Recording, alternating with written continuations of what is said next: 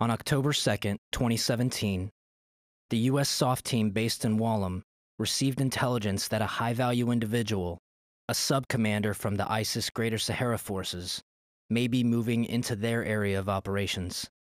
The team submitted a mission plan for the vicinity of Tiloa for the next day. The concept of operations that was submitted for approval stated that the purpose of the mission was to conduct a civil and military reconnaissance in the vicinity of Tiloa in order to improve situational awareness of the border region and to improve the effectiveness of military efforts to disrupt ISIS-GS activity in the area.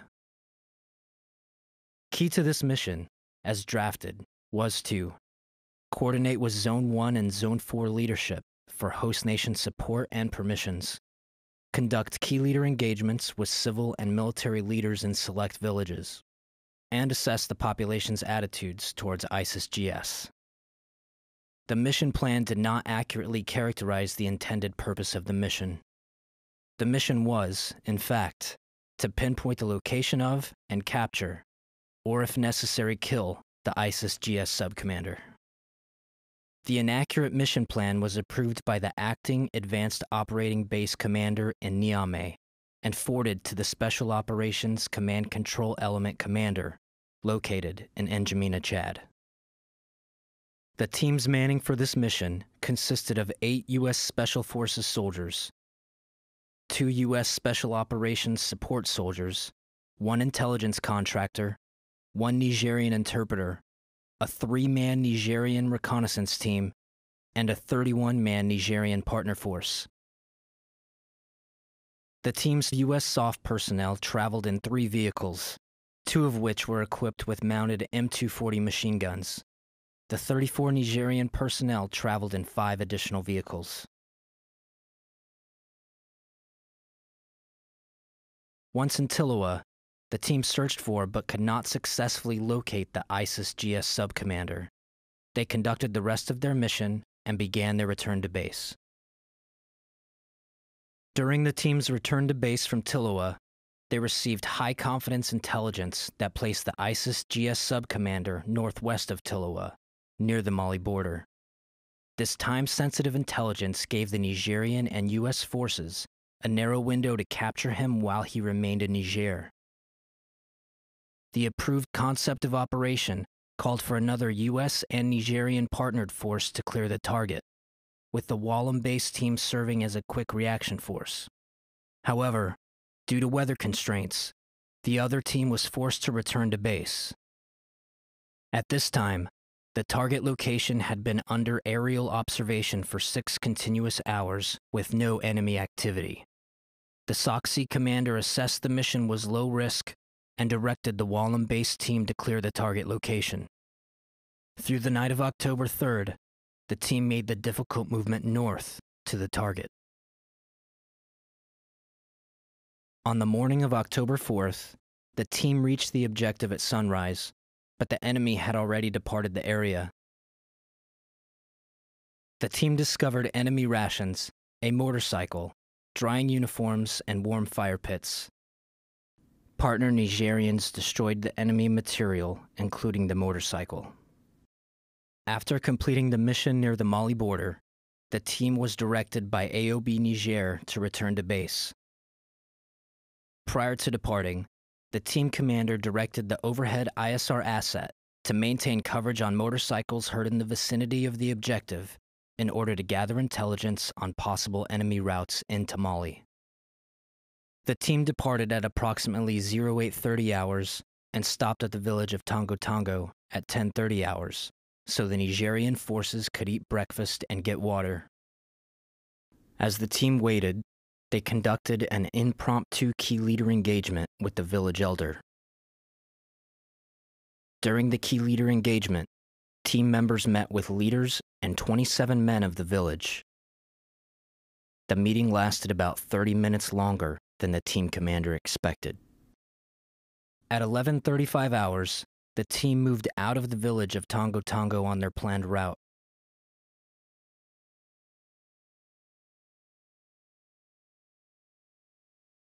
Approximately 100 meters outside of the village, enemy forces attacked the team with small arms fire directed at the rear of the convoy. Enemy fire was initially light, then intensified as they advanced through the woods on the team's position. At this point, the convoy halted. The team reported enemy contact to the Advanced Operating Base. U.S. Vehicle 1 and U.S. Vehicle 3 immediately began returning fire with their mounted M240 machine guns, while team personnel exited vehicles, donned personal protective equipment, and returned small arms fire.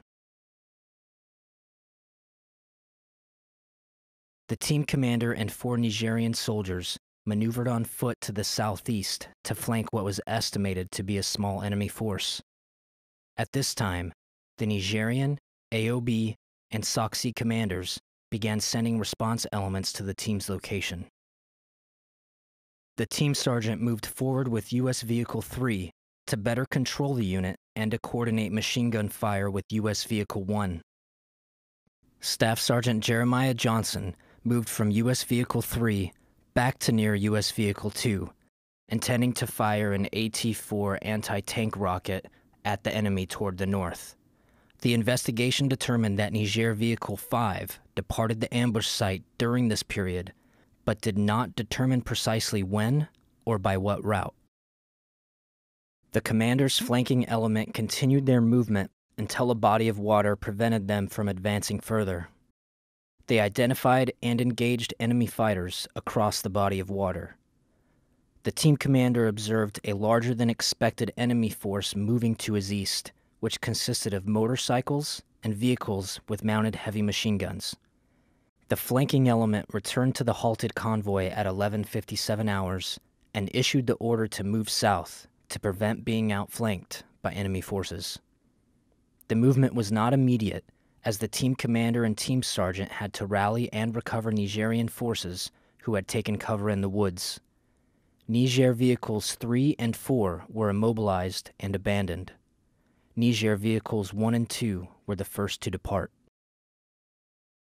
As the rest of the team loaded into their vehicles, they saw Staff Sergeants Brian Black, Jeremiah Johnson, and Dustin Wright in the vicinity of U.S. Vehicle 2. The team commander signaled to begin movement, and Staff Sergeant Jeremiah Johnson acknowledged the order with a thumbs up.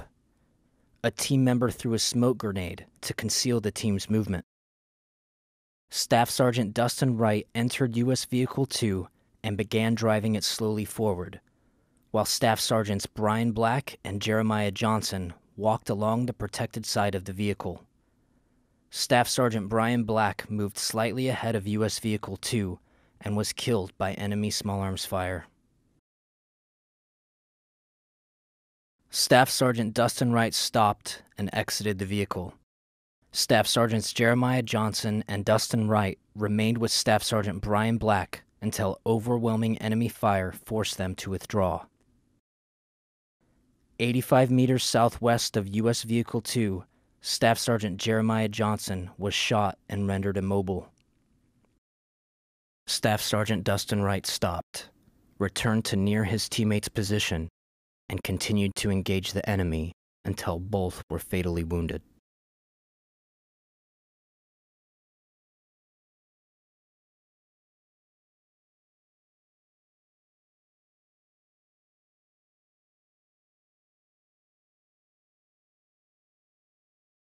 U.S. Vehicles 1 and 3 and 2 Nigerian vehicles drove approximately 700 meters south of the ambush site to form a defensive position referred to as Position 2. The team realized that not all of their personnel and vehicles were present at the defensive position. After repeated attempts to radio the team members last seen in the vicinity of U.S. Vehicle 2, 2 U.S. SOF members from U.S. Vehicle 3 volunteered to return on foot to the ambush site to attempt to locate them. Sergeant LaDavid Johnson, a special operations mechanic and the driver for U.S. Vehicle 3, moved to the rear of the vehicle to engage the enemy with the vehicle-mounted M240 machine gun.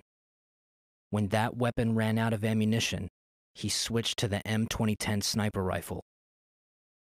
Approximately 10 minutes later, 2 additional U.S. team members moved to join the pair that was maneuvering back to the ambush site. The the first pair moved to where they thought U.S. Vehicle 2 would be, encountering and killing several enemy combatants before needing to withdraw under fire. As they were withdrawing to the southwest, they linked up with their follow-on teammates and began planning another route to U.S. Vehicle 2. Back at Position 2, the team commander and his element continued to battle the enemy attacking from the east. At approximately 12:25 hours, enemy gun trucks and dismounted forces opened fire on Position 2 from the southeast. The overwhelming fire forced the team commander to order a withdrawal. 2 Nigerian vehicles departed the area, moving to the southwest. U.S. Vehicle 1 circled the perimeter under intense fire, gathering American and Nigerian personnel. Simultaneously, Sergeant LaDavid Johnson and Nigerian personnel attempted to board U.S. Vehicle 3. Special Operations members last saw Sergeant LaDavid Johnson moving around to the driver's position of U.S. Vehicle 3 between 12:25 and 12:30 hours. U.S. Vehicles 1 and 3 came under overwhelming enemy machine gun fire, preventing Sergeant LaDavid Johnson from entering his vehicle. Believing Sergeant Johnson was in control of his vehicle, the driver of U.S. Vehicle 1 accelerated hard to the northwest. Unable to enter U.S. Vehicle 3, Sergeant Johnson and 2 partner Nigerians became separated from U.S. Vehicle 1. They escaped on foot, eventually running to the southwest with the enemy in pursuit.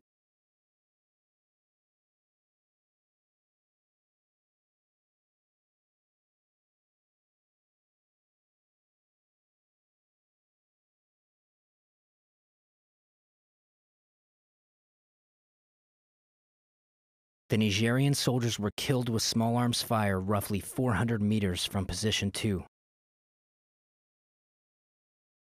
Sergeant Johnson evaded for an additional 450 meters and reached the only concealment in the vicinity, a single thorny tree.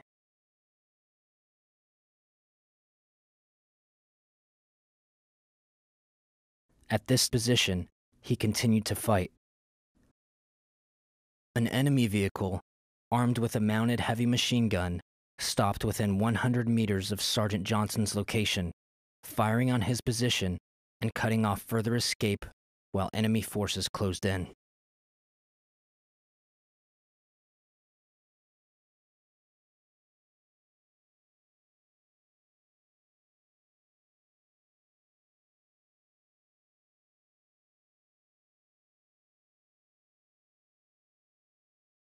Leaving Position 2, U.S. Vehicle 1 moved northwest, pursued by enemy vehicles and under intense enemy fire.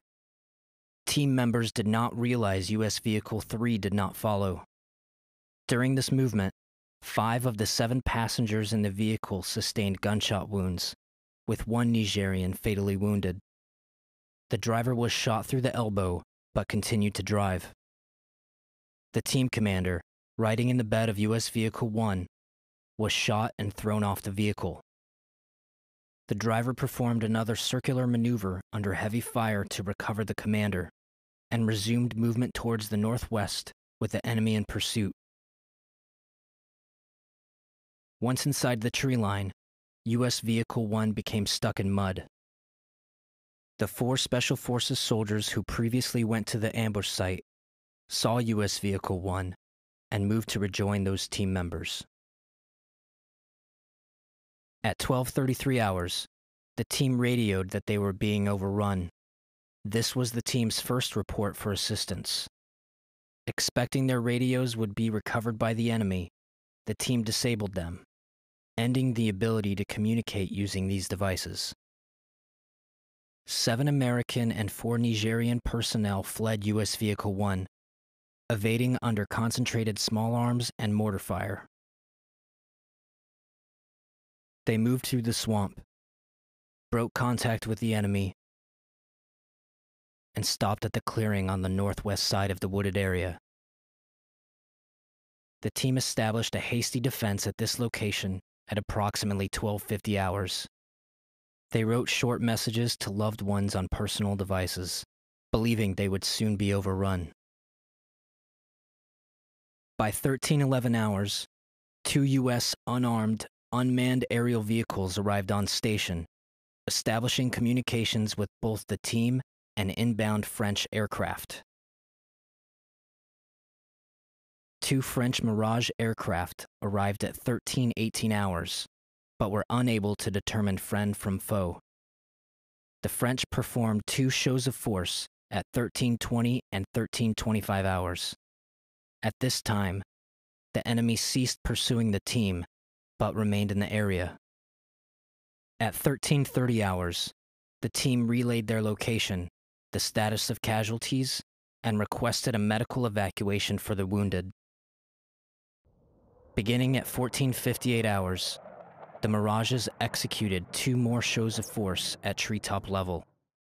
This caused the enemy elements to rapidly depart the area.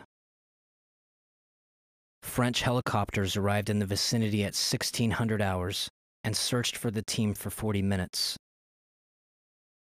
A team member moved into a clearing, waving an American flag to the helicopters to establish their identity as friendly forces. At 1641 hours, the Special Operations Command Africa Commander in Stuttgart, Germany, recommended to the U.S. Africa Command Commander that they declare a personnel recovery event. This notified units throughout the Department of Defense that service members were missing and activated contingency planning efforts. Concurrently, a Nigerian response force arrived by vehicle at the team's location and mistook the team for enemy forces, firing on them for 48 seconds with automatic weapons until they were positively identified. Fortunately, no one was injured further. French commandos and Nigerian forces secured the landing zone, enabling the French helicopters to land at 1655 hours and evacuate the team 31 minutes later.